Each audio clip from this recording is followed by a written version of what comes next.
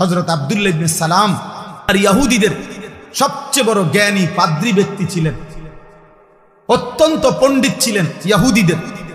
তিনি নবীজি যখন মদিনায় আসছেন, উনি আসছিলেন নবীজির সাথে বিতর্ক করতে, বিভিন্ন আসমানি কিতাবের বিভিন্ন কঠিন কঠিন প্রশ্ন করার জন্য নবীজির সামনে আয়েশা বসছে। আয়েশা মাত্র রেডি হইয়া কিতাব চাইয়া আইছে নবীজিরে বহস করে হারাইয়া দিল। এই সময় আয়েশা উনি বলছেন কিতাবে আছে আমরা পড়ছি।